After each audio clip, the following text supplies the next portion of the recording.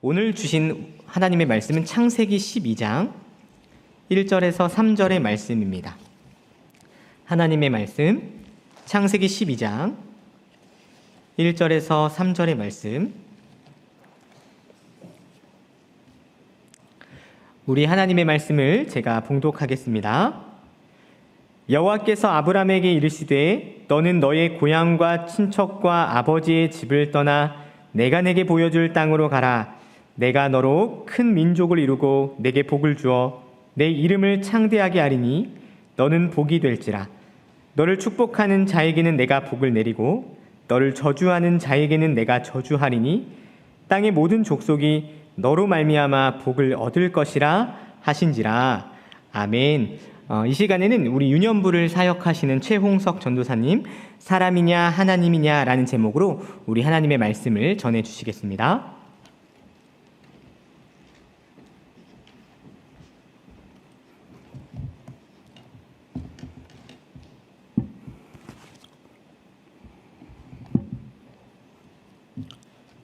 네, 이번 주 유치부 성경학교를 시작으로 여름 사역이 시작되었는데요. 작년에는 온라인으로 진행했었는데 올해부터는 현장에 나와서 다시 예전처럼 여름 사역을 할 수 있게 되었습니다. 거리두기가 이제 완전히 해제된 다음에 치러지는 첫 여름 사역인 만큼 성도님들의 많은 기도가 필요합니다. 교육부서 각 선생님들과 또 교역자들도 마음 모아 기도하고 있고요. 특별히 이번 여름 행사가 우리 교회 학교에 등록된 아이들뿐만 아니라 이 아이들을 통해서 예전처럼 전도의 통로로 사용될 수 있기를, 그래서 이 화곡동 지역이 예수님의 이름을 부르는 시간이 될 수 있도록 기도 부탁드립니다. 집중하여 말씀을 잘 배우고 또 뜨겁게 기도하며 예수님을 인격적으로 만나는 여름 사역이 될 수 있도록 기도 부탁드리고요. 이렇게 중보하시면서 공동체 의식을 가지고 또 여름 사역에 동참하시기를 바랍니다. 성경을 두 부분으로 나눈다면 어떻게 나눌 수 있을까요? 지금 성경책 다 각자 가지고 계시죠? 우리 성도 여러분들이 가지고 계시는 성경책을 두 부분으로 나누어 보라고 하면 어떻게 나누시겠어요? 아마 당연히 구약과 신약이지 당연한 걸 왜 물어보나 이렇게 생각하시는 분들이 많으실 거예요. 네, 맞습니다. 성경은 구약과 신약으로 나눌 수 있습니다. 나누어집니다. 하나님께서는 말라기 선지자를 통해서 말씀하신 후에 400년 동안 침묵하셨다가 세례 요한을 통해서 예수님의 길을 준비하게 하심으로써 다시 말씀을 주기 시작하십니다. 그래서 구약과 신약입니다. 그런데 내용적으로는 성경을 다르게 나누어 볼 수도 있습니다. 나눌 수 있는 다른 기준이 있어요. 바로 오늘의 본문 말씀이 그 기준이 됩니다. 사실 이 본문 말씀은 우리에게 굉장히 익숙한 말씀이죠. 여러분들이 그동안 많이 설교로 들으셨고 또 묵상하셨던 그런 본문이에요. 그리고 앞으로도 평생 들으실 그런 말씀이에요. 그런데 학자들이 하는 말 중에 이런 말이 있습니다. 칼빈과 루터의 어깨 위에 올라서서 더 높이, 더 멀리 바라보라. 신앙의 선조들이 쌓아왔던 그런 해석과 묵상의 유산을 통해서 하나님 말씀이 주시는 은혜를, 교훈을 더 깊이, 더 풍성하게 누리라는 뜻이에요. 그래서 오늘 이 시간도 익숙한 본문이지만 성도님들이 그런 말씀의 은혜를 더해가시는 시간이 되었으면 좋겠습니다. 창세기 12장이 성경을 두 부분으로 나누는 기준이 되는데요. 구약과 신약뿐만이 아니라 그 내용적으로 볼 때 오늘 말씀이 성경을 두 부분으로 나누는 기준이 되는데, 창세기 12장에서 하나님께서 아브라함을 부르시는 이 사건을 기준으로 사람의 이름과 영광을 내기 위해 사람의 힘으로 세우는 인간 중심의 나라와 하나님께서 친히 아브라함을 통해서 세우시려는 하나님의 나라가 아주 뚜렷하게, 아주 극명하게 대조되고 있기 때문입니다. 우리는 이 두 나라의 결과를 잘 알고 있죠. 성경이 이 두 나라의 결국을 보여주고 있습니다. 바로 인간 중심의 나라는 멸망으로 끝나지만 아브라함을 택하여 세워져가는 하나님의 나라는 완성을 향해 계속되고 있다는 것이 그것입니다. 오늘날 이 시대를 살아가는 우리들에게도 이 두 나라의 대립은 계속되고 있는데요. 성경의 여러 내용들, 또 우리가 살고 있는 이 현실이 끊임없이 사람들에 의해 만들어가려는 인간 중심의 세상과 하나님에 의해 세워져가는 하나님 나라의 대립으로 이루어지고 있기 때문입니다.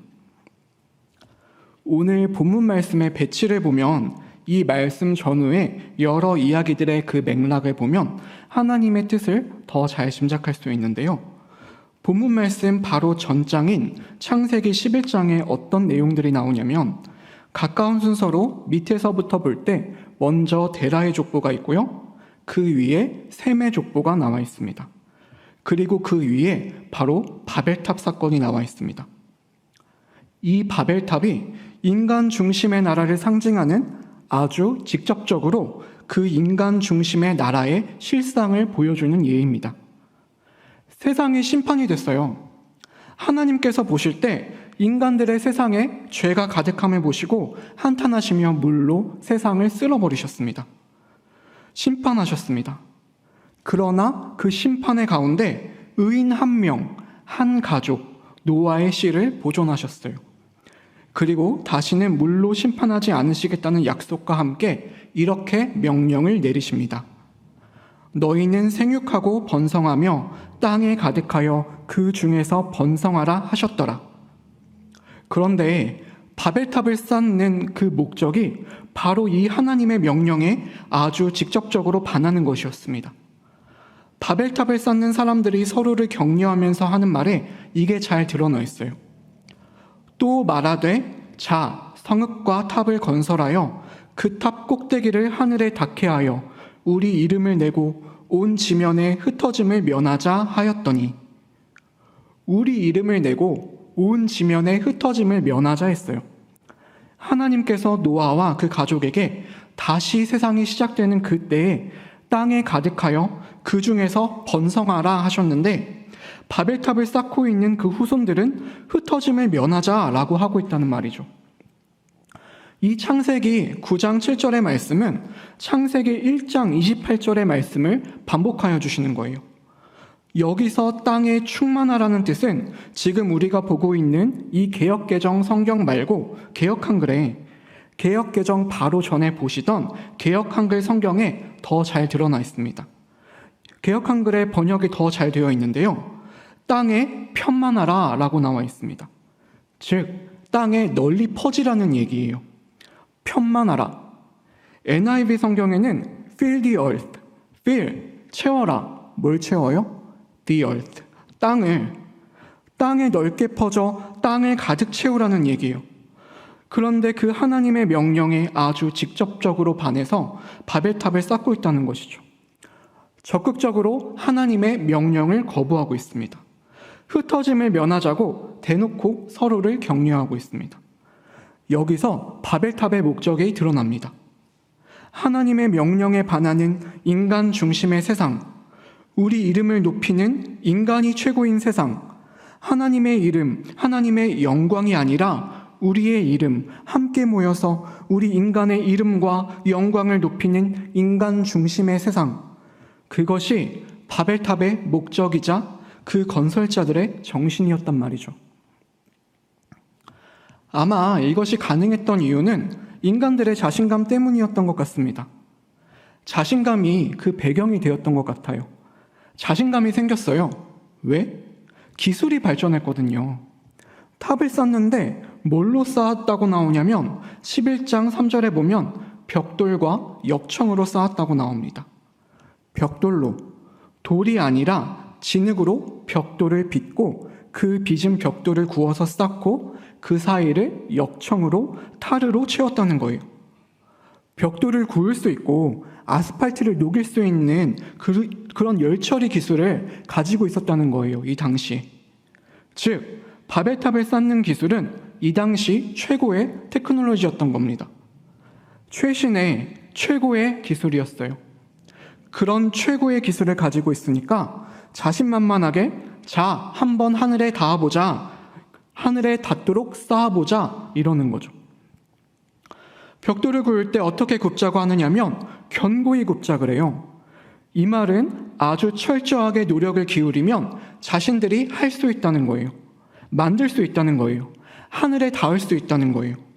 철저하게 하나하나 노력을 기울여서 벽돌을 빚고 인간의 온 마음을 다해서 견고히 구우면, 그래서 그것들로 싸우면, 인간이 철저하게 노력을 기울이면 하늘에 닿을 수 있다는 것입니다. 이렇게 바벨은 인간의 지성을 총동원하여 만든 하나의 나라예요. 바벨국입니다. 그냥 일개탑이 아니라 성읍으로서의 나라입니다. 인간의 모든 지성과 재원을 총동원하여 만드는 나라, 한마디로 마스터피스, 인간의 걸작품이에요. 이게 그냥 하나의 탑을 말하는 것이 아니라 사람에 의해 만들어지는 최상의 정치, 경제, 사회, 문화, 교육 시스템, 그리고 복지국가를 뜻한다는 것이죠. 견고히 굽자, 인간의 문명은 계속 발전한다. 그러니 견고히 노력을 기울여서 그렇게 발전을 거듭하면 결국 하늘에 닿는 최고의 세상을 만들 수 있을 것이다. 유토피아를 만들 수 있을 것이다. 인간이 주인이 되는 세상, 휴머니즘의 세상을 만들 수 있을 것이다. 그렇게 생각하며 노력을 기울이라는 거예요. 그런데 여기에 이 바벨탑을 쌓는 정신의 기저에는, 그 바탕에는 하나님을 대적하려는 뜻이 있습니다. 하늘에 닿도록 쌓자. 이게 무슨 뜻이에요? 하늘에 닿아서 하늘문을 열어보자. 하나님과 같이 되자. 우리 인간들이 흩어지지 않고 모여서 노력을 기울이면 그렇게 될 수 있을 것이다. 창세기 3장에서 사단이 인간을 충동하는 장면이 떠오르죠. 이걸 먹으면 하나님처럼 될 수 있어. 하나님처럼 높아질까봐 하나님께서 너희들에게 이 열매를 먹지 말라고 하신 거야. 단지 흩어지지 말라는 말씀을 지키지 않는 그런 측면이 아니라 하나님처럼 높아지려는, 하늘에 닿으려는, 하나님을 대적하려는 사단이 주는 그런 마음과 정신으로 바벨탑을 쌓고 있었다는 것입니다. 그런 마음으로 그렇게 결국엔 무너져버릴, 흩어져버릴, 망해버릴 탑을 인간들은 쌓고 있었다는 거예요. 사실 이 바벨탑 사건은 오늘날에도 계속되고 있습니다. 오늘날에도 반복되고 있습니다. 세상은 인간 스스로 의미를 찾으라고 해요. It's my life. 내 삶의 주인은 나야. 내 삶의 주인은 너야. 생각만 하면 생각대로. 이렇게 광고 카피에서도 그러죠. 그렇게 인간 스스로 삶의 의미를 찾고 이상향을 향해서 힘을 모으면 완전한 세상을 만들 수 있을 것이다. 법과 제도를 개선하고 기술을 발전시키면. 그런데 역사를 통해서 그 결과를 한번 보자고요. 르네상스, 인본주의, 그 끝이 어떻게 됐죠? 하늘을 향해 있던 인간의 시선을 돌려서 인간 스스로를 이제 한번 인간 내면을 보자고 외치면서 시작됐던 그런 문명 발전의 끝이 바로 전쟁이었어요. 계몽주의, Enlightenment, 캄캄한 중세를 걷어내고 신만 바라보며 부르짖던, 하나님만 바라보며 부르짖던 그런 어두운 시대를 걷어내고 조명을 켜서 인간 내면을 보자. 계몽하자. 인간 내면을 빛으로 비춰보자. 그렇게 시작된 인간 중심의 사회를 건설하려는 그 끝이 바로 세계대전이었단 말입니다. 오히려 인간 말살의 시대가 됐어요.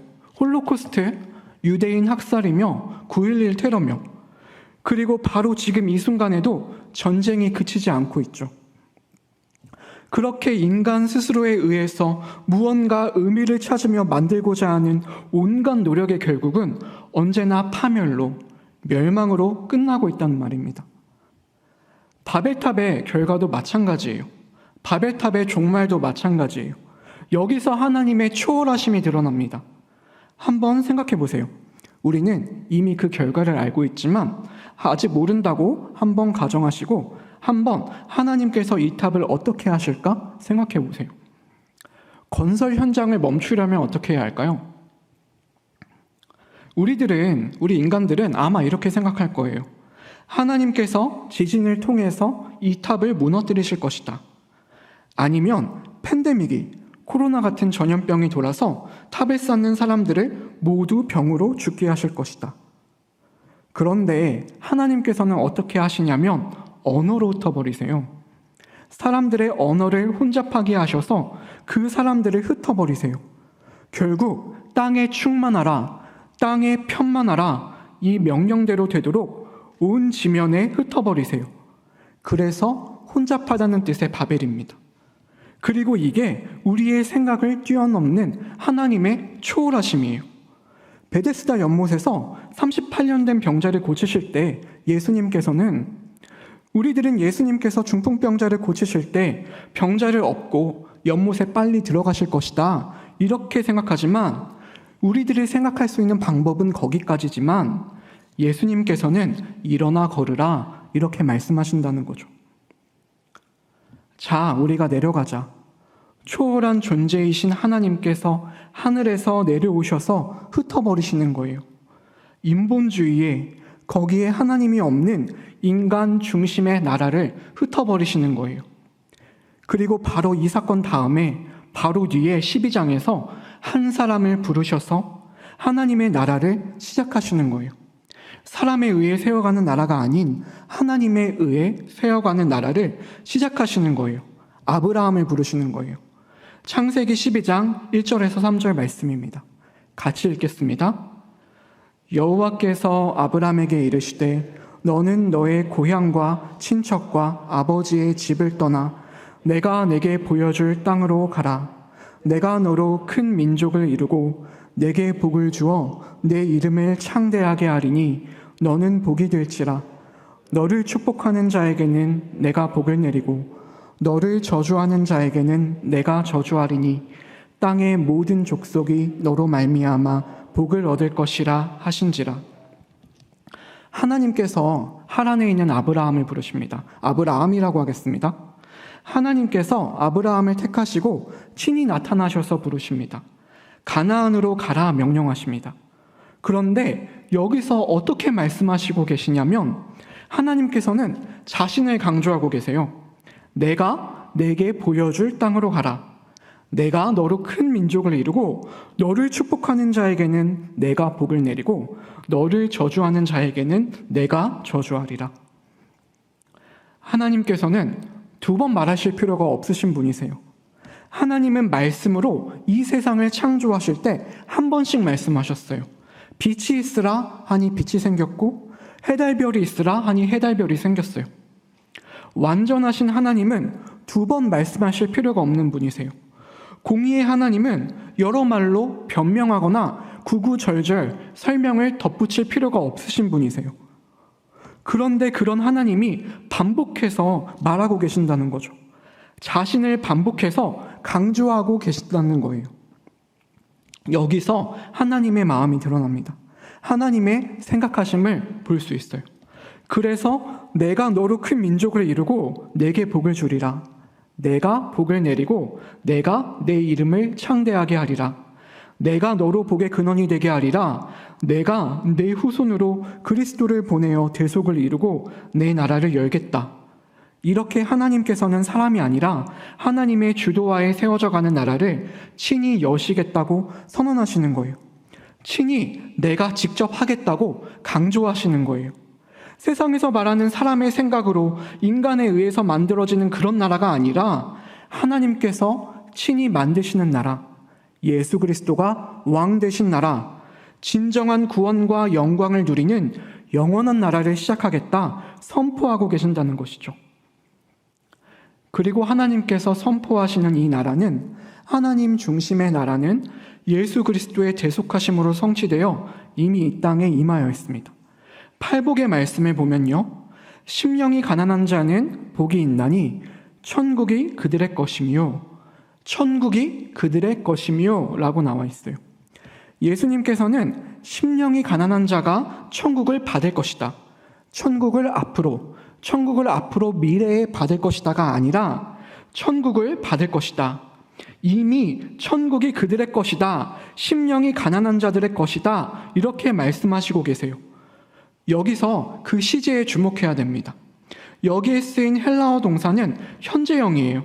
이미 이 땅에 하나님 중심의 나라가, 예수 그리스도로 성취되는 구원의 나라가 이미 임하여 있다는 거예요.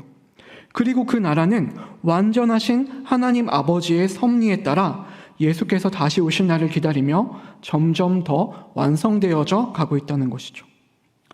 사람의 힘으로 만들어가는 사람의 생각과 의로 만들어 나가는 나라의 끝은 언제나 멸망이지만 하나님이 여시는 하나님 중심의 나라는 멸망하지 않고 이미 임하여서 영원을 바라보며 완성되어 가고 있다는 것입니다.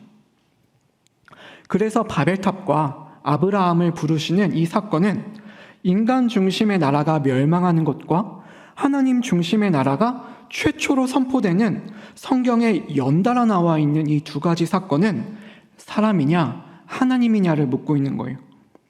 성경이 일의 결과를 보여주며 우리에게 어디에 속할 것인가를 묻고 있다는 것이죠. 이제 이 문제를 우리 그리스도인들에게, 우리 신자들 개인에게 적용하면요, 옛사람과 새사람의 구분으로 적용할 수 있습니다. 빌립보서 3장 4절에서 6절 말씀입니다. 그러나 나도 육체를 신뢰할 만하며 만일 누구든지 다른 이가 육체를 신뢰할 것이 있는 줄로 생각하면 나는 더욱 그러하리니 나는 8일 만에 할례를 받고 이스라엘 족속이요 베냐민 지파요 히브리인 중에 히브리인이요 율법으로는 바리새인이요 열심으로는 교회를 박해하고 율법의 의로는 흠이 없는 자라. 사도 바울이에요. 사도 바울의 생애에서 이게 잘 드러납니다. 바울의 일생도 스스로 인생을 세워보려던 사울 시절과 전적으로 하나님의 은혜를 구하면서 살아갔던 바울 시절로 구분할 수 있어요. 예수님을 만나기 전에 사울은 내노라 하던 자였죠. 옛사람 사울은 육체를 신뢰할 수 있는 사람이었어요. 자기 능력을 신뢰할 수 있는 자였어요. 자신감이 넘쳤습니다. 다른 누구보다도 뛰어난 배경과 능력을 가지고 있는 자였기 때문이에요. 8일 만에 할례를 받은 히브리인 중에 히브리인이라고 말하고 있어요. 베냐민 지파입니다. 아주 좋은 혈통, 아주 좋은 집안 출신이라는 거예요. 거기다가 로마 시민권자였죠.